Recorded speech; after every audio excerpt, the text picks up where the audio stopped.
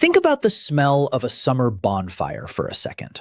You know that specific sharp scent of burning wood that clings to your clothes for 3 days and makes your eyes water if the wind shifts? To most of us, it's just a cozy background noise for a Saturday night, or a mild annoyance while we're trying to roast a marshmallow. But that smell is actually a ghost. It's a chemical signal that our species has been marinating in for so long that it's practically woven into our genetic code. We treat the act of intentionally inhaling smoke as a modern habit, a choice, or a vice we picked up once civilization got a little too comfortable. But everything you've been told about the history of smoking is backwards. We didn't start smoking because we found a clever plant like tobacco and decided to see what happened. We started smoking because for nearly 2 million years, our ancestors had no choice but to breathe in the fumes of the world around them. Smoking isn't a modern invention. It's an ancient evolutionary negotiation that started the moment we conquered fire. And the real timeline of when we started doing it on purpose is much weirder and much older than any history book suggests. You've probably heard that smoking is a New World habit, something that didn't really exist in the way we recognize it until European explorers hit the shores of the Americas and saw people with glowing leaves. That story sounds clean and logical, but it's a complete fantasy. While it's true that tobacco is an American plant, the act of burning organic matter and sucking the fumes into your lungs is a global human heritage that predates the very concept of a country by tens of thousands of years. We tend to think of the history of smoking as the history of tobacco, but that's like saying the history of transportation is just the history of the Ford Mustang. Before there was tobacco, there was ephedra in the East, cannabis in Central Asia, and a dizzying array of aromatic resins in Africa. The myth that smoking is a recent vice ignores the fact that our lungs have been pharmacological interfaces for as long as we've been human. That sounds like a sweeping claim, but the physical evidence suggests our current understanding of the timeline is off by thousands of years. For decades, the academic consensus was that intentional smoking only began once humans settled down into agricultural societies and started making pipes. After all, you need a tool to smoke, right? If there's no pipe in the archaeological record, there was no smoking. But that logic is fundamentally flawed because it ignores how people actually interact with the world. You don't need a clay pipe to inhale a drug. You just need a fire and a small enclosed space. In 2021, a team led by archaeologist Daron Duke of the Far Western Anthropological Research Group made a discovery in the Great Salt Lake Desert that shattered the agriculture-first myth. They found 4 charred seeds from a wild tobacco species, Nicotiana attenuata, inside a hearth used by hunter-gatherers. The date? 12,000 years ago. This discovery was a massive blow to the traditional timeline. These seeds weren't just blowing in the wind. They were found in a context that suggested humans were intentionally tossing them into the flames while they cooked or socialized. This was 9,000 years before anyone in that region was farming anything. These people weren't smokers in the sense of having a pack of cigarettes in their pocket, but they were absolutely interacting with the psychoactive properties of smoke. They were using the hearth as a communal delivery system. This suggests that the drive to inhale mind-altering fumes didn't come after we mastered the land. It was one of the reasons we felt the need to master it in the first place. But as surprising as a 12,000-year-old tobacco seed is, it's just the tip of a much deeper, more ancient iceberg. Now, you might think that if smoking were truly ancient, we'd see it written in the earliest records of every civilization. But that's another misconception that keeps us from seeing the truth. We assume that because the great civilizations, the Greeks, the Romans, the Egyptians, didn't have Marlboros, they weren't smokers. In reality, they were obsessed with smoke. They just called it medicine or prayer. The Ebers Papyrus, an Egyptian medical text dating to 1550 BC, contains dozens of prescriptions that involve heating herbs like henbane on a stone and inhaling the vapors through a reed. They weren't doing this to look cool at a party. They were doing it because they realized that the lungs are the fastest way to get a chemical into the bloodstream. The ancient Greeks weren't much different. Hippocrates, the so-called father of Western medicine, advocated for fumigation as a primary treatment for various ailments.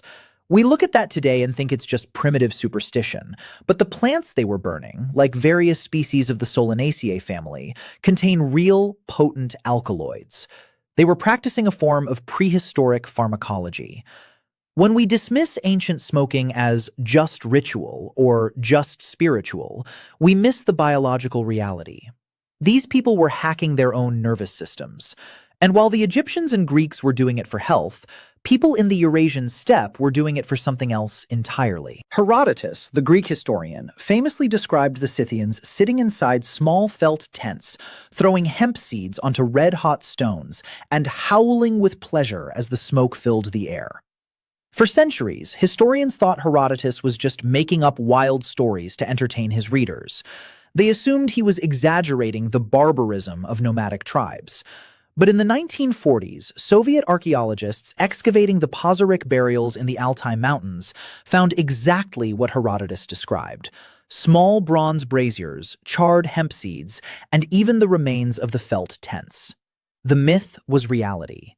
These people had a sophisticated communal smoking culture 2,500 years ago that had nothing to do with tobacco.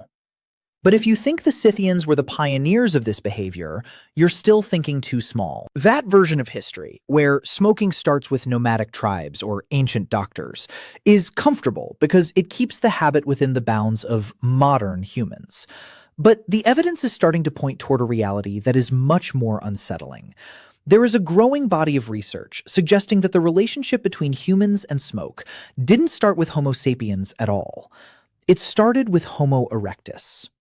About 1.5 million years ago, our ancestors mastered fire. This is a fact we learn in grade school, but we rarely stop to think about the sensory reality of that mastery. Mastering fire didn't just mean cooking meat. It meant that for the next 1.5 million years, every single night of a human or pre-human's life was spent in a cloud of wood smoke. This brings us to one of the most persistent myths in human biology: the idea that our bodies are natural and that smoke is an invader. In reality, our species evolved in a state of constant, low-level smoke inhalation. Researchers like Dr. Sean Rafferty have pointed out that humans have evolved specific enzymes, like the ones coded by the CYP1A1 gene, to detoxify the polycyclic aromatic hydrocarbons found in wood smoke. We are one of the only primates with this high-level adaptation. Why? Because the ones who didn't have it died of respiratory failure before they could reproduce. We didn't just start smoking. We are the survivors of a 1,000,000-year-long smoke-filled room. This constant exposure created a biological readiness for smoking. Our brains were already primed to receive chemicals via the lungs long before we ever intentionally burned a psychoactive plant. You might argue that accidental exposure to a campfire isn't the same as smoking. And you'd be right. Except for the fact that evolution doesn't care about your intentions. It only cares about results. If an early human huddled around a fire accidentally threw a bunch of wild sage or ephedra or poppy heads into the flames to keep the fire going, they would have felt the effects. They would have noticed that certain woods made them sleepy, or certain leaves made them alert, or certain resins eased their pain. This is what scientists call the intoxication hypothesis, popularized by psychopharmacologist Ronald Siegel. He argued that the drive to alter consciousness is a fourth biological drive, as fundamental as hunger or sex. To an ancient human, finding a plant that could change their internal state was like finding a new kind of tool. It was an advantage. That might sound like a stretch, but let's look at the chemistry. The human brain has a specific system of receptors called the endocannabinoid system. We also have nicotinic acetylcholine receptors. These systems didn't evolve for cannabis or tobacco.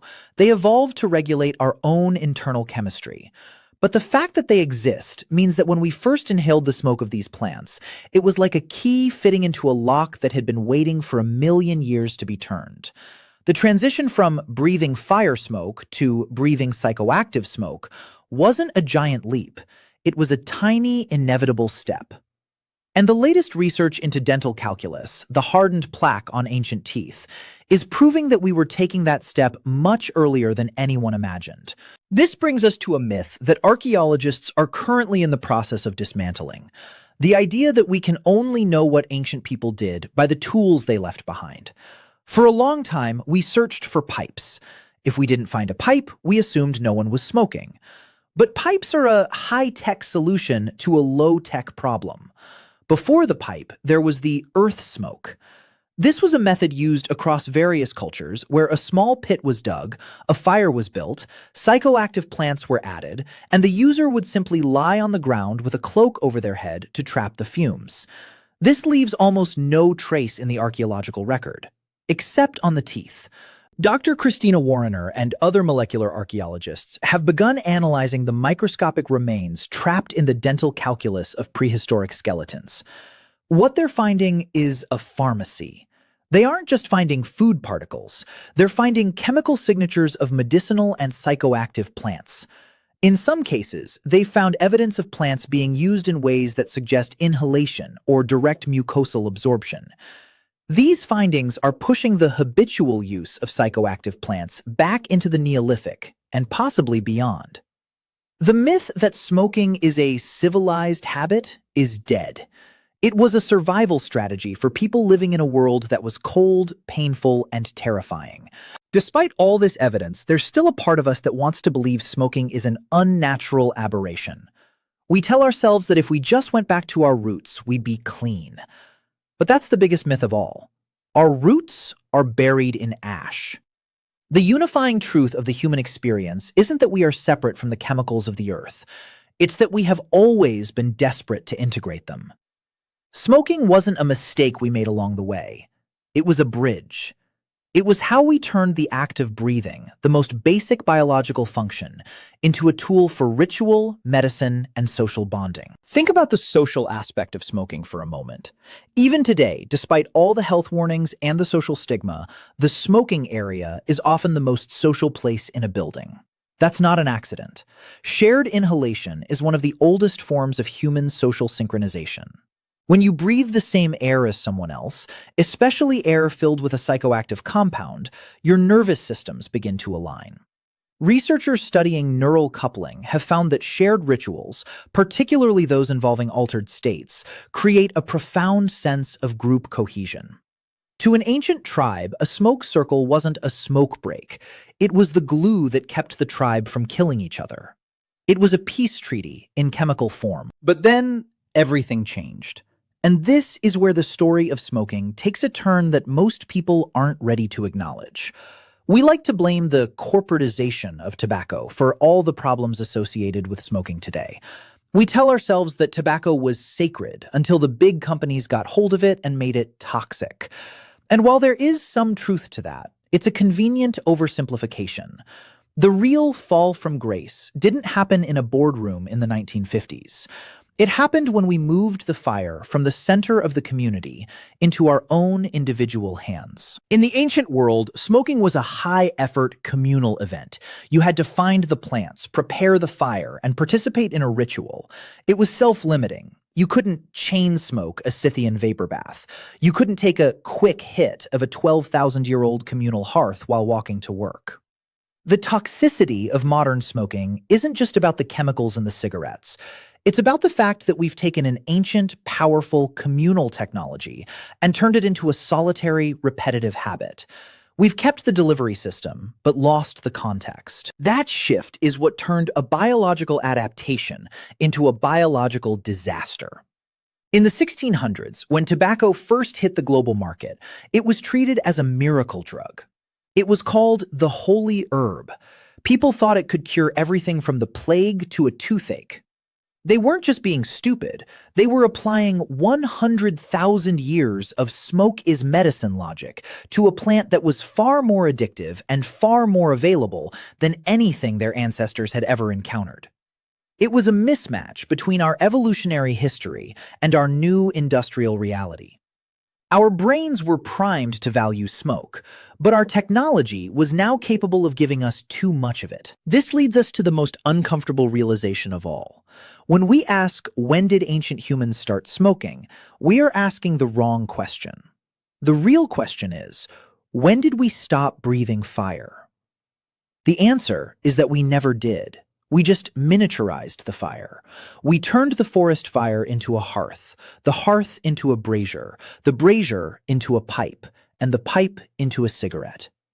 We are still the same creatures who sat around the fire 1,000,000 years ago, seeking relief from the dark. You might think you're different from those people. You might think that because you don't smoke, or because you think smoking is gross, you've moved past that primitive drive. But that logic fails to account for how deeply the lung-to-brain pathway is etched into your survival.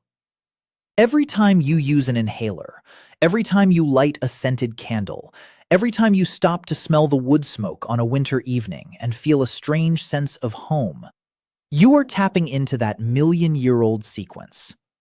Your body isn't a temple of purity. It is an engine designed to process the combustion products of the world around you. Now you know something most people will never admit to themselves. Smoking isn't a broken behavior.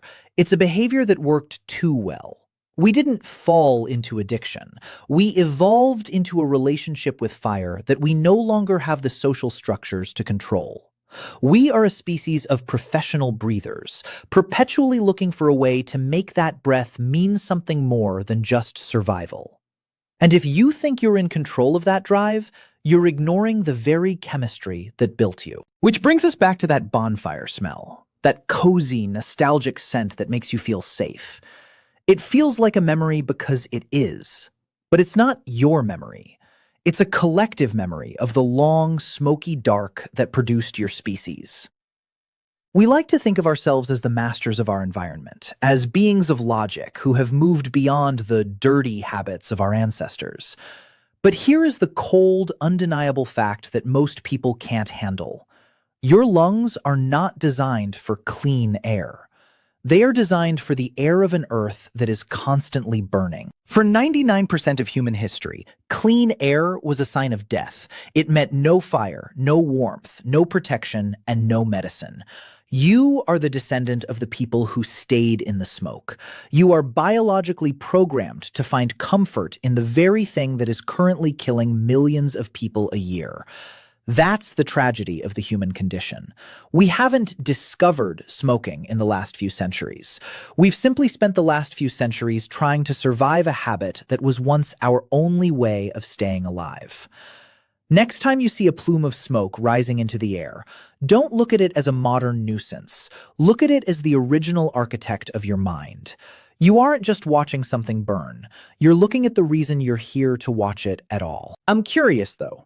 Given how deeply our ancestors used smoke to bond and heal, do you think we've lost something fundamental by turning it into a private, stigmatized habit? Or was the move to solitary consumption an inevitable result of our own curiosity? Let me know what you think in the comments. And if you want to keep digging into these kinds of biological rabbit holes, you know what to do. There are plenty more myths to dismantle. But before you go, consider this. We've spent this entire time talking about the past, about how our ancestors started smoking. But look at the world right now. Look at the skyrocketing rates of vaping, a technology that delivers chemicals to the lungs without the smoke part. We think we're being modern. We think we've hacked the system. In reality, we're doing exactly what the Egyptians did with their reeds and henbane. We are still obsessed with the lung-to-brain shortcut. We haven't changed at all. We've just gotten better at pretending we aren't the same desperate primates huddled around a glowing ember, trying to feel just a little bit better about the dark. Every year, the smoke gets thinner, the delivery gets cleaner, and the ritual gets more invisible.